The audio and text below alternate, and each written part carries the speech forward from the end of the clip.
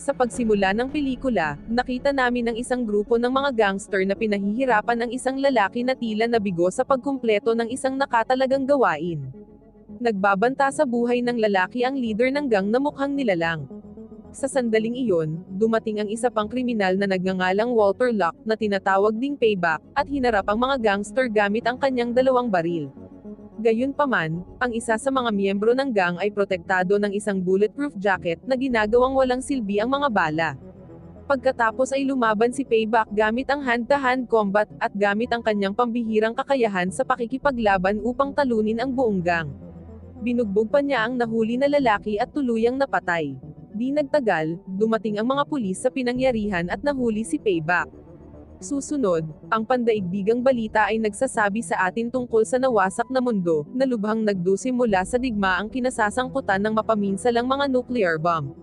Milyon-milyong tao ang nasawi dahil sa nuclear radiation syndrome. Gayunpaman, ang ilan ay nakakuha ng mga superpower. Maling ginamit ng mga superhuman na ito ang kanilang kapangyarihan, na humahantong sa mga kaguluhan sa buong bansa. Bilang tugon dito, ang gobyerno ng US ay nagtatag ng isang high-secured na super prison na tinatawag na Santib upang doon ikulong at pamahalaan ang mga superhuman. Inihayag din na si Payback ay nagtataglay ng personal na sama ng loob laban sa mga superhuman dahil namatay ang kanyang anak na babae sa kamay ng isa sa kanila. Sa nakalipas na ilang taon, siya ay naghahanap ng paghihiganti sa pamamagitan ng pagpatay ng mga superhuman na tao at nakapatay siya ng higit sa 40 sa kanila hanggang sa kasalukuyan. Sa kabila ng pagiging isang ordinaryong tao, siya ay kasing lakas din ng mga superhuman. Sa kasalukuyan, ipinadala si Payback sa Santib Super Prison kung saan maaari niyang alisin ang higit pang mga superhuman gaya ng gusto niya. Sa bilangguan, nakilala niya ang isang lalaki na nagngangalang Diego Diaz na nagtataglay ng kakayahang magbahagi ng mga emosyon at madama ang sakit ng iba sa kanyang paligid. Sa kanilang pagdating, isang babaeng opisyal na nagngangalang Morales ang maikling ipinaliwanag ang mga patakaran ng bilangguan. Ang mga bilanggo doon ay nilagyan ng ankle cuffs na nagpapahintulot sa mga opisyal na kontrolin ang kanilang mga superpower. Sina Payback at Diego ay sumasailalim sa mga cuff na ito bago ipadala sa kani-kanilang mga cell. Kinabukasan, pumasok si Payback sa kulungan kung saan siya nilapitan ng isang preso na nagngangalang Diamond Jim. Napag-alaman na si Payback ang may pananagutan sa pagkamatay ng kapatid ni Jim, na isa ring superhuman. Naghahanap ng paghihiganti, hinamon ni Jim si Payback na makipag-away, at agad na tinanggap ni Payback ang hamon. Ang dalawa pagkatapos ay naglaban sa isang malupit na laban, na tila pantay-pantay. Sa kasamaang palad, bago ang isa sa kanila ay nakuha na ang kalamangan, may ilang mga opisyal na dumating sa pinangyarihan at pinaghiwalay sila. Ang dalawang mandirigma ay dinala sa infirmary upang gamutin ang kanilang mga sugat. Samantala, nilapitan si Diego ng isang preso na nagngangalang Gordon Tweedy, na binibigyan siya ng paglilibot sa bilangguan at ipinaliwanag ang ilan sa mga alituntunin na dapat niyang sundin. Pinayuhan siya ni Gordon na isipin ang sarili niyang negosyo nang hindi nakikialam sa sinuman. Habang naglilibot sila, tinanong ni Diego kung naruroon din ang The Lobe sa Santib. Bilang tugon, binalaan siya ni Gordon na hinaan ang kanyang boses bago niya sabihin sa kanya na oo. Ang Lobe ay pinaniniwalaan na ang pinakamapanganib na superhuman, na nagtataglay ng kakayahang manipulahin ang isip ng mga tao. Bilang resulta nito, siya ay nakakulong sa isang espesyal na selda, na ang kanyang mukha ay natatakpan ng isang maskara at ang kanyang mga kamay ay nakagapos. Kasunod nito, ipinakilala sa amin ang warden ng bilangguan na nagngangalang Walton Devlin, na kilalang kilala sa paggamit ng karahasan laban sa mga bilanggo. Dahil sa kasakiman sa kayamanan, layunin ni Walton na kunin ang pinakamaraming pera hanggat makakaya niya mula sa kanyang mga bilanggo bago siya magretiro. Pinili niya ang The Lobe para sa gawaing ito, alam na magagamit ng superhuman ang kanyang mga kakayahan sa pagkontrol sa isip upang makuha ang ninanais ni Walton. Sa kabila ng pag-aalok ng The Lobe ng espesyal na pagtrato kapalit ng paglilipat ng pera, tinanggihan ng The Lobe ang deal, na ikinagalit ng warden. Nang maglaon, nalaman ng Deputy Warden ang mga intensyon ni Walton, kaya ipinahayag niya ang kanyang pag-aalala tungkol sa pagsasamantala sa mga bilanggo para sa personal na kapakanan. Gayunpaman, sinabihan siya ni Walton na itikom ang kanyang bibig o kung hindi ay hindi niya irerekomenda ang kanyang pangalan sa board para hindi matuloy ang kanyang promosyon. Sa kabila ng kanyang galit, natagpuan niya ang kanyang sarili na walang kapangyarihan laban sa mga aksyon ng warden. Ang eksena ay pumunta sa infirmary kung saan ang isang doktor na nagngangalang Isabel Josephs ay nag-aalaga sa mga nasugatan na bilanggo. Di nagtagal, si Diego, na nakatalaga sa paglilinis, ay pumasok sa infirmary. Doon, nakipag-usap siya sa isang maikling pakikipag-usap kay Dr. Isabel, na lumalabas na isang mabait at mapagbigay na tao kumpara sa iba pang mga opisyal ng bilangguan. Pagkaraan ng araw na iyon, itinalaga si Dr. Isabel na magsagawa ng psychological session kasama ang The Lobe, ngunit ang kanilang pagpupulong ay biglang naantala nang pumasok si Payback sa silid na may layuning patayin ang The Lobe. Sa una, pinatulog ni Payback si Dr. Isabel at pagkatapos ay nagpapatuloy siya patungo sa The Lobe. Nagkataon namang dumaan si Diego sa mismong sandaling iyon, at napansin niya ang kaguluhan.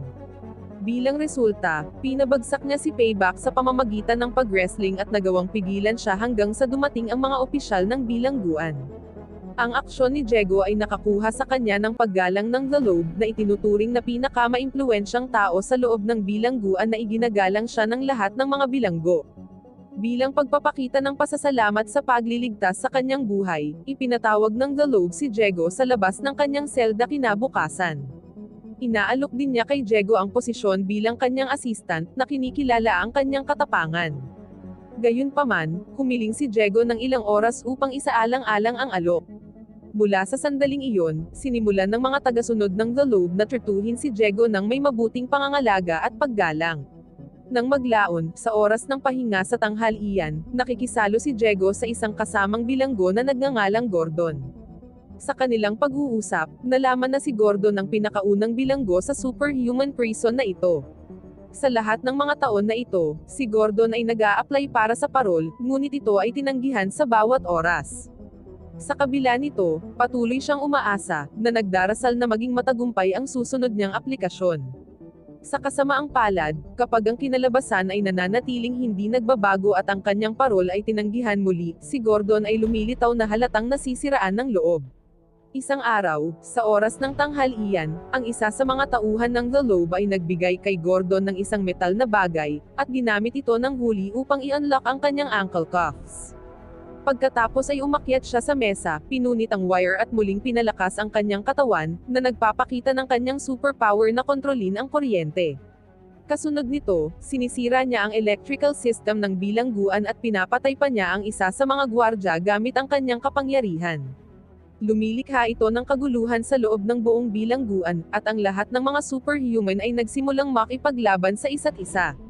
Ngunit sa kabutihang palad, bago lumala ang sitwasyon, ang deputy warden ay nag-activate ng backup generator, matagumpay na naibalik ang electrical system. Pagkatapos nito, ang lahat ng mga bilanggo ay sumasailalim sa electric shock sa pamamagitan ng kanilang ankle cuffs bago sila ibalik sa kani-kanilang mga selda. Samantala, pumunta si Gordon sa infirmary kung saan tanaw niya sa labas ng bintana ang malayang mundo. Sa sandaling iyon, pumasok si Officer Morales sa silid at sinuntok siya ng malakas sa mukha. Sa pagbagsak ni Gordon, iniulat niya ang balita sa warden ng bilangguan, na hindi inaasahang nag-utos sa kanya na patayin si Gordon. Bagamat sa una ay nag-aatubili, sumunod si Morales sa utos na naghatid ng ilang malalakas na suntok kay Gordon, na humahantong sa kanyang kamatayan. Sa resulta ng mga kaganapang ito, pinaghihinalaan ni Walton na ang kaguluhan ay maaaring bahagi ng planong pagtakas ng The Lobe. Naghahanap ng mga kasagutan, nilapitan niya si Diego, alam na malapit na siya kay The Lobe nitong mga nakaraang araw. Dinala ni Walton si Diego sa labas ng torture room at pinagbantaan siya, umaasang makukuha niya ang anumang lihim na plano sa pagitan niya at ng The Lobe. Gayunpaman, tunay na walang kaalam-alam si Diego sa kung ano ang nangyayari at kung bakit inalok siya ng The Lobe ng posisyon bilang kanyang assistant. Walang nakitang kapaki-pakinabang na impormasyon mula kay Diego, pumunta si Walton sa selda ng The Lobe at binalaan siya na huwag isipin ang pagtakas. Itinuturo din niya na ang pinakamagandang bagay na magagawa ni Lobe ay ang magtrabaho para sa kanya. Sa pagkakataong ito, nagbago ang isip ni The Lobe at pumayag na makipagtulungan, ngunit humiling siya ng ilang oras at device na may Wi-Fi network para maglipat ng pera sa kanyang account. Pagkatapos, si Diego, na hindi pa rin mapakali sa pagkamatay ni Gordon, ay humarap sa The Lobe at nagtanong tungkol sa kanyang plano at kung ano ang gusto niya sa kanya. Bilang tugon, lihim na sinabi sa kanya ng The Lobe na maghintay hanggang Biyernes, ang araw ng pagre-retiro ng warden ng bilangguan. Sa kabilang banda, ang Deputy Warden, kasama ang dalawang opisyal ng bilangguan, ay bumaba sa basement upang suriin ang pinsala sa kuryente na dulot sa kapangyarihan ni Gordon. Kasunod nito, tumawag sila ng mga technician para ayusin ang mga sirang wire. Lumipas ang mga araw, at lumilitaw na bumalik sa dati nitong karaniwang gawain ng super prison na si The Lobe, habang pinapatuloy niya ang kanyang mga plano. Gumagamit siya ng tablet na ibinigay ng prison warden at lihim na gumagawa ng virus para sa isang jailbreak.